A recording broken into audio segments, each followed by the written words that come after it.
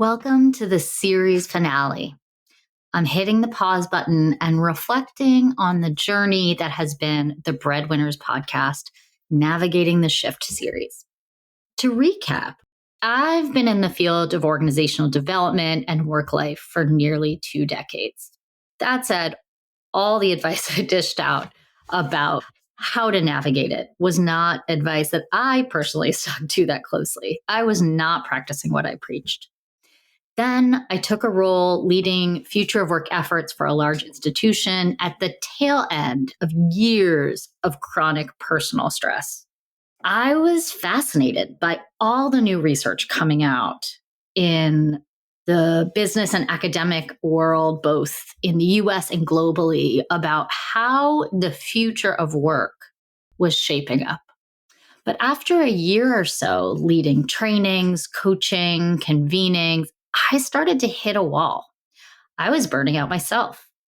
I chose to leave the institution I was in, both to better take care of myself and focus on what I wanted to do, prevent us from regressing. I had done some research on another significant moment in our workforce history where we went through a massive shift, for lack of a better term, and then pulled back as a society. That's what I wanted to stop from happening. On episode 165 of this podcast, I researched Rosie the Riveter. We had this format going where Jennifer and I would research a topic and then educate the other one. What I saw was the enormous changes that took place to accommodate women in the workforce during World War II. They changed aptitude tests, facilities were remodeled, childcare support was made available, childcare support that encouraged these working mothers to go get their errands done while their kids were being cared for free. And that was because the economy needed all of it. But after the men came back from war, there was this backlash, a full regression. While many women worked before that and since then, or subsequently, the women who had been empowered to participate in the workforce were proactively urged to go back to the kitchen. Like, it was everywhere. The messaging was everywhere. And as we started seeing these return to office mandates and these ridiculous quotes about remote worker laziness, I worried that the progress we'd made adopting strategic flexibility and prioritizing well-being would be reversed. I also saw the rampant burnout around me, not just my own, but in the workplace at large. And I saw and read about the data that shows we are still headed to a mental health crisis, which is going to not only be horrible for the physical and emotional health of the workforce, but also for the bottom line of the companies that we work for. I wanted to work with clients who were open and eager to change and able to be forward thinking. I saw the need for a framework to help leaders and individuals. So, a framework to navigate the changing world of work strategically and mindfully, to enhance the areas I had developed my expertise in: organizational effectiveness, leadership development, and well-being. It's become clear that we are venturing into uncharted territory. Well, it's been clear for a while. A whole new world of work. It's one that demands change in how we lead, connect, and shape the cultures of our organizations. So I came up with Shift. On this mini-series journey, we've explored the 5 domains: security, focusing on psychological safety and diversity, equity, and inclusion; horizon, which focuses on a growth mindset and a skills orientation; impact, which is about making meaning and measuring success; fluidity, adaptability and flexibility; and ties, community and collaboration.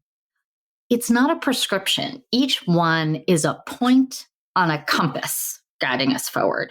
It's like we're stepping out and staring at this unfamiliar horizon, lots of uncharted territory around us. That's where we find ourselves now. We are in a you are here moment. We're not going to move forward by trying to conquer the whole thing at once or focusing on what we don't do well. We need to get oriented and be guided by what Chip and Dan Heath, brothers and co authors of the book Switch, call our bright spots. How do we start from strength? What's working and ground ourselves as we move forward in this expansive new world? So I called on some brilliant experts, colleagues, and friends to help us explore the terrain and dive deep into each of these respective areas. I asked them about a word or phrase they'd used to describe the past few years, what well-being means to them, what challenges make that domain tricky to navigate now, and insights they have to share about how to overcome them and move forward. So we started with security. When it comes to psychological safety, Joe Grasso really captured the profound shift we've seen around aligning work with our personal values. It's been quite the introspective journey as people ask themselves what's really important. The past few years have been an especially fast-moving time in the workplace and seen a lot of transformation, but I think underlying all of it, I've been using the phrase values-driven. I think it's been a values-driven transformation in the sense of people reconsidering their own personal values. The pandemic caused people to reconsider the role or primacy of work in their lives. People started to ask themselves, what really matters most to me? What's most important to me in my life? And how do I reconcile that with how and where I'm spending my time? That's a really tough but critical question. Here's another one. What is the role of work in terms of serving my personal values? Is it a facilitator of me living up to my values by giving me the flexibility, the meaning and reward in my work, the autonomy to try things and fail? Or is it a hindrance to my values? Work and values are interwoven more than ever before. Security is about clarifying our values, naming our experiences, and finding alignment. When we think about horizon, growth mindset, and skills focus, a lot of people are pretty freaked out. I had someone I worked with say about the trainings that I was overseeing, it's great that you want our leaders, managers, and staff to learn new skills, but we're just not up for it. Another suggested that we just recycle old content on trust or something and put a new spin on it instead of trying to teach new ideas. There is a lot of fear and aversion to change out there, but that running from what's possible is not going to get us where we want to go. On this episode, Andy Palmer of Koa Labs and Omer Trajman, CEO of Askfora, really hit this on the nose. Andy set the context first. I mean, we're coming off of, I think more important than kind of the last few years, 2 or 3 years, was like what happened the previous decade. And we're coming off the largest, bull market in the history of the world. And there were expectations that were created by at least a generation or two of young people that came into the world of work during the 2010s. And we had a similar dynamic in the 1990s that like everything was up and to the right. There was all these opportunities. Everything was good. And even if it wasn't good here, you go find some other place where it was good. So we're kind of in a hangover right now from that. As big as the enthusiasm was and as positive as everything was, like the hangover is kind of proportional. And so people feeling like it's uncertain and ambiguous and difficult and hard is kind of the right thing. Omer summed it up nicely. Uncertainty is daily. You don't know what you're going to wake up to. That the response to that, the word that comes to mind for me is what do you do in those uncertain times? And the word that came to mind for me was ownership. Mm. When you have such uncertainty, taking ownership, taking responsibility, not letting sort of the world dictate what's going to happen to you, and saying, no, I'm going to decide what path I want. And it's not going to necessarily be 100% because you don't know what's going to come out of left field, but at least having that ownership and that responsibility to say, this is what I'm going to do about it, or what I'm going to do for myself. In the face of uncertainty, you've got to take ownership. It's about proactively charting that course forward, no matter how ambiguous it might be. We can't avoid it.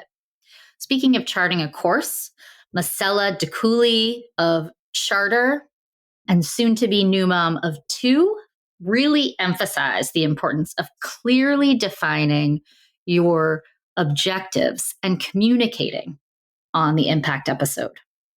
The fact of the matter here is that if you want to get some set of results, you should be very clear about what you're looking for. And I'm not saying, again, that you do it for them, but me saying to you, hey, Rachael, as a leader here, one thing that's really helpful is when we have team meetings, especially when there are other people present, is that you add in your perspective or you invite other people into the conversation. But what it does is like eliminates the time and effort that you have to spend trying to figure out how to be a good leader or how to lead a meeting well. And that's one example, but think about if we did that with everything. Hey, if you're going to like lead a great client call, these are the 5 things that you need to do. Right. And again, I like to allow people to have the autonomy to be able to take whatever they bring to the table. You hire them for a reason, but be autonomous, be thoughtful about the experience, and they can do as they please, but at least be clear about the end goal and get as specific as you possibly can. I think it just sets people free. I spoke to a client recently who was beyond frustrated by her team member's careless error that cost her some political capital. Her frustration was more than fair, but I asked her, have you articulated the importance of this type of work and why it's such a fundamental part of that team's responsibility, that team member's responsibility? Because when you explicitly state those targets and how it contributes to the greater goal, it actually can be liberating for everyone. You can laser in on getting the results, and then there's empowerment for that team member who better understands how their work contributes to the overall goals of the organization. Callie Yost, CEO of the Flex Strategy Group, has always known how important flexibility and adaptability are. She's taught people about it for decades. But on the Fluidity episode, she zeroed in about what's been problematic over the past few years. The word I would use would be unintentional, which is essentially whether it was unintentional before COVID and already the traditional work model was disappearing. And there was already flexibility, but it was just not coordinated. It was not strategic. It was not consistently executed.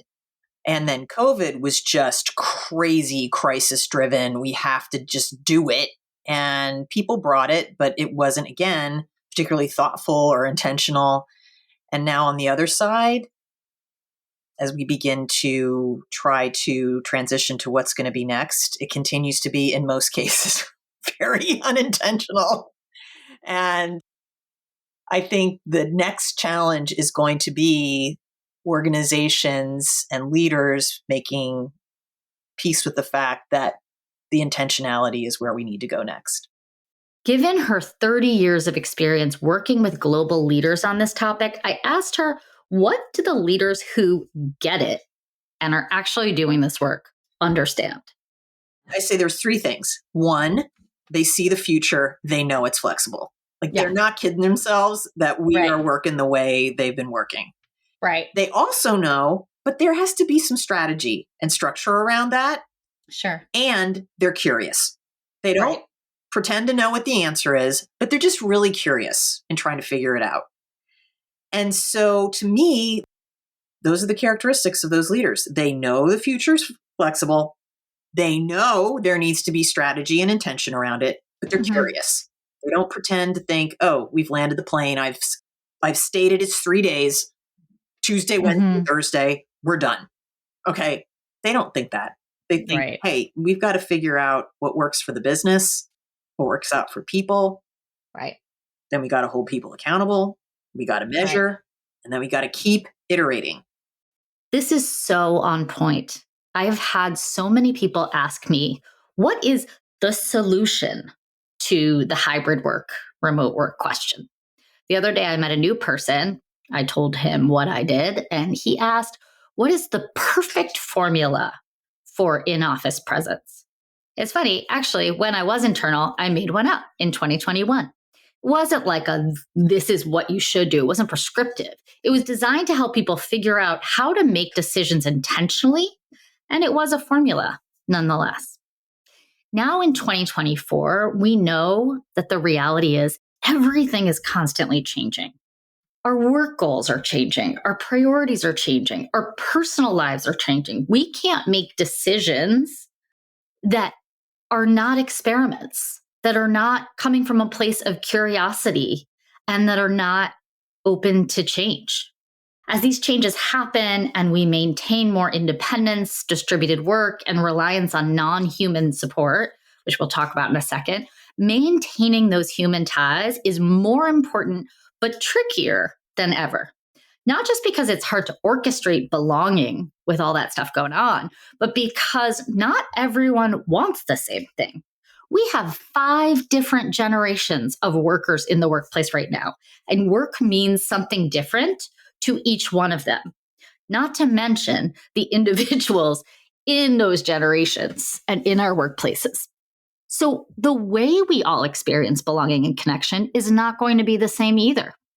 Maura Aarons-Mele, entrepreneur, author, and host of the Anxious Achiever podcast, captured the stark divide. If the pandemic showed us anything, it's that we bring our whole self to work. And we work differently. We have different needs. Community means different things, right? Like for every person who was so lonely and so bored and just desperate for people during the pandemic, there was a person who was happy as a clam and relieved and never wants to go back to work the way they used to. So how do we deal with that? Which leads us to that $1 million question. There's this new question of like, how do we manage individual desires against the collective? It's about striking that balance, fostering belonging while respecting individual needs. Not the easiest tightrope to walk. In our bonus episode, Drew Fortin, CEO of Lever Talent, really drove home how the workplace is changing and how AI can be a force for good and help us along at this moment of uncertainty and transformation. Performance-based is the word that I use. I think coming out of this whole like COVID era and then what has happened with the economy, I feel that we've gone through this kind of cycle of well-being, culture, feelings, family, friends, collaboration. But the brass tacks of all of this is we work to create value in the world. And what I get excited about what the proliferation of AI and other technologies is doing is it's putting the focus back on the individual. And so the way that I am going to perform or show up or be able to perform or my potential of my performance is very different from your potential and your performance. And I think what AI has opened us up to is this another big platform shift that allows us to rethink what are we doing? What are we measuring? What does performance truly mean? Is performance activity? Or is it something else? And I do think that it's forcing us to rethink it. And I actually think it's going to open the door to us reevaluating what performance actually means. Over the course of the interview, Drew touched on all the ways that AI can help us meet the shift model ideals. AI is not a silver bullet, but it helps us make progress in the future of work. AI requires a growth mindset and a skills orientation to adapt and evolve, but it supports the entire shift model. For security, it helps us strike the right tone in communication, improving psychological safety and strengthening connection. For Horizon, it helps us focus on skills-based talent management and workforce planning. The AI-powered platform Askfora that we featured on the Horizon episode now offers a feature called directional upskilling. It examines the AI-powered platform Askfora featured on our Horizon episode offers a new feature called directional upskilling. It looks at your organization's future, where your industry's headed, identifies the skills gap in your talent, and creates a learning plan to bridge it. Visit the links in the episode notes to learn more about Askfora and see a demo of directional upskilling. For Impact, AI automates mundane tasks and aids in performance management. For Fluidity, AI provides flexibility by handling time-consuming tasks and facilitating collaboration. And for Ties, time and energy gained from AI automation can be invested in building stronger relationships and collaborating more effectively. The Shift framework, Security, Horizon, Impact, Fluidity, and Ties has been the North Star guiding us through this mini-series. But the true impact is about how we integrate these ideas into our everyday lives. This is the you are here moment. You have the ability to decide where you're going to focus your energy in this new world of work. And to give you a tool to empower you on this journey, I'm so excited to introduce the Shift Leadership Approach Assessment.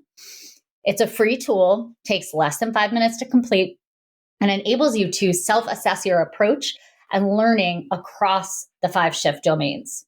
After you dedicate those 5 minutes, you'll get a personalized report with resources and tools. The goal is to help you build on your strengths, not tell you what you're doing wrong. Because the lasting transformation comes from a place of power, tapping into what comes naturally to you, what kindles your excitement and enthusiasm. That's the driving force. We have to embody the change within ourselves while guiding our teams through their own changes. I want to extend my many, many thanks to the extraordinary people who joined me throughout this series: Joe Grasso, Omer Trajman, Andy Palmer, Marcella DeCooley, Callie Yost, Maura Aarons-Mile, and Drew Fortin. Special thanks to Jorli Pena for her invaluable support, and of course to my eternal pod wife, Jennifer Owens. The road ahead is full of uncertainty, which can be daunting, but it's also a blank canvas, inviting us to think about the limitless possibilities in front of us when we wholly embrace the ideas behind the Shift framework. So I want to ask you, what's your next step? How will you shift? Thanks for joining us on The Breadwinners.